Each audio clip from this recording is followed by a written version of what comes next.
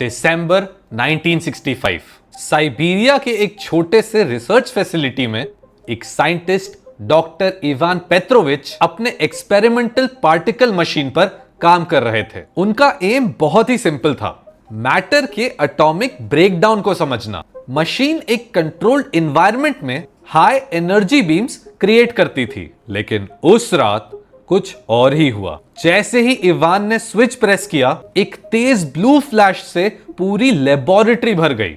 Instruments beep करने लगे, एक इलेक्ट्रोमैग्नेटिक सर्ज आया और फिर एक डार्क वॉइड सामने खुल गया। इवान के नोट्स में लिखा था, it wasn't just darkness, it felt alive.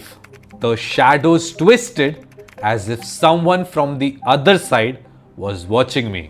अगली सुबह लैब को बंद कर दिया गया। रिपोर्ट्स को इक्विपमेंट मैल फंक्शन डिक्लेयर किया गया, लेकिन जो इवान ने देखा था वो आज तक साइंस के लिए एक राज बना हुआ है। और इसी से शुरू होती है एक फैसिनेटिंग जर्नी, डार्क डायमेंशन की कहानी।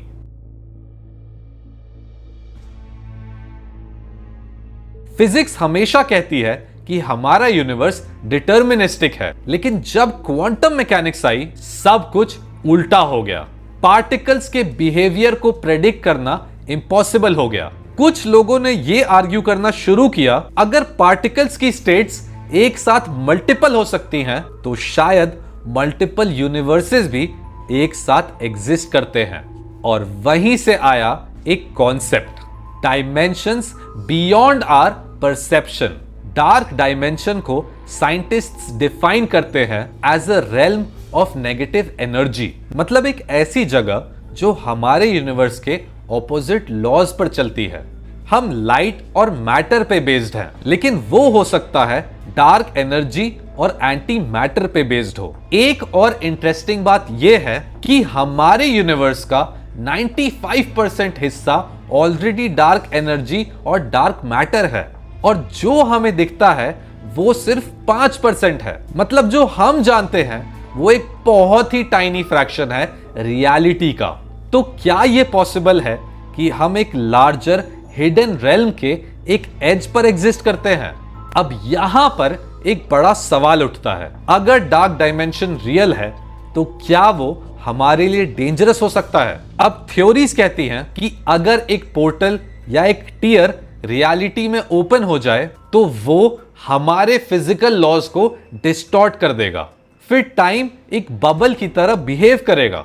सेकंड्स आवर्स लग सकते हैं या सेंचुरीज एक ब्लिंक में गुजर जाएंगे। ग्रेविटी हो सकता है उल्टा काम करेगी। आपको लग सकता है कि आप हवा में ऊपर उड़ रहे हो या जमीन पर कंप्रेस हो रहे हो। और सबसे खतरनाक बात पता है, मैटर और एंटी मैटर का कांटेक्ट एक इंस्टेंट एनहाइलेशन कॉज करेगा।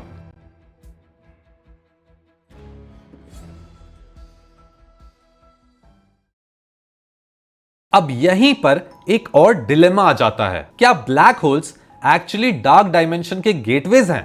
अब साइंटिस्ट्स ने सजेस्ट किया है कि ब्लैक होल की सिंगुलैरिटी एक ब्रिज हो सकती है किसी और डायमेंशन की। और अगर यह सही है तो हर ब्लैक होल एक गेटवे है किसी और डार्क डायमेंशन का। इन सबसे भी ज्यादा क्रीपी चीज है रिकॉर्डेड इंसिडेंट्स। सबसे पहला है द फिलाडेल्फिया एक्सपेरिमेंट। 1943 में एक यूएस शिप अलेजिडली टेलीपोर्ट हो गया। क्रू ने क्लेम किया कि उन्होंने एक डार्क वॉइड देखा जहां पर उनका फिजिकल फॉर्म डिस्टॉर्ट हो रहा था, और कुछ लोग तो बीच में ही वॉल्स के अंदर फ्यूज हो गए। दूसरा है सर्न और लार्ज हाइड्रन कोलाइडर। 2008 में जब लार्ज हाइड्रन कोलाइडर एक्टिवेट हुआ तब कॉन्स्पिरेसी थ्योरीज उठी कि ये माइक्रो ब्लैक होल्स बना सकता है, जो कि इन टर्न डार्क डायमेंशन को ओपन कर देगा।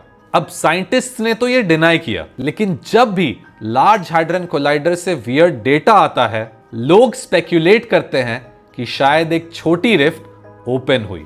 तीसरा है स्पेस अनोमलीज। नासा के टेलीस्कोप्स ने कुछ जगह ऐसी डिटेक्ट की हैं जहां पर अपेरेंटली मैटर एग्जिस्ट ही नहीं करता। ये प्योर वॉइड्स हैं।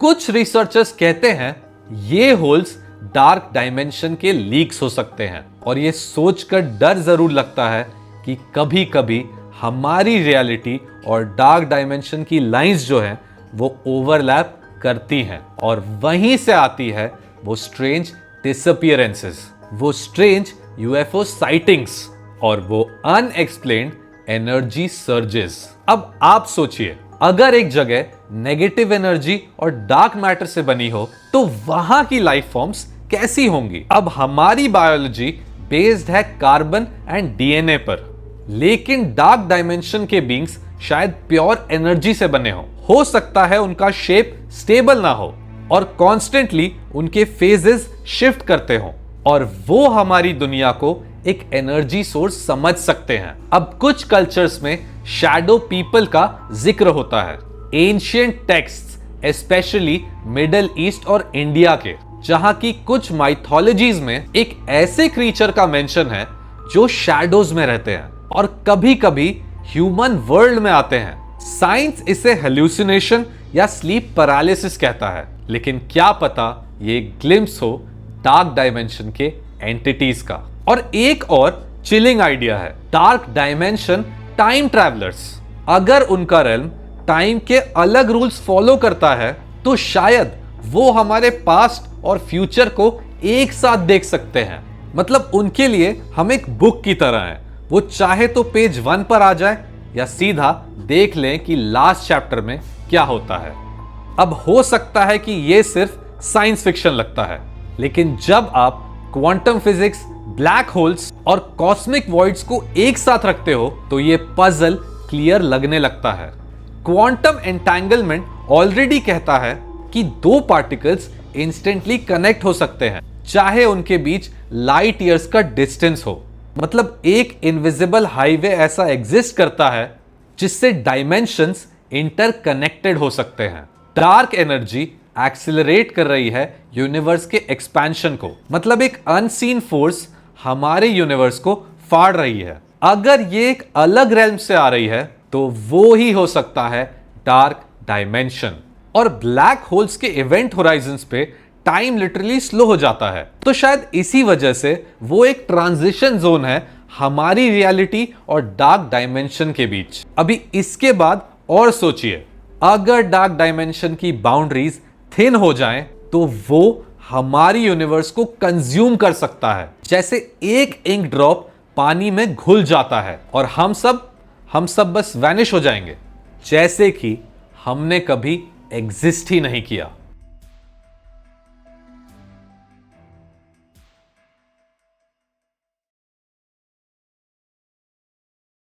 डार्क डायमेंशन एक टेरिफाइंग और एक फैसिनेटिंग कॉन्सेप्ट है। अब चाहे आप इसे एक कॉमिक की फैंटेसी समझो या एक रियल साइंटिफिक मिस्ट्री, एक बात तो जरूर क्लियर है, हमारी रियलिटी इनकम्प्लीट है। Black holes, quantum fluctuations, voids, ये सब एक लार्जर पजल के हिंट्स हैं।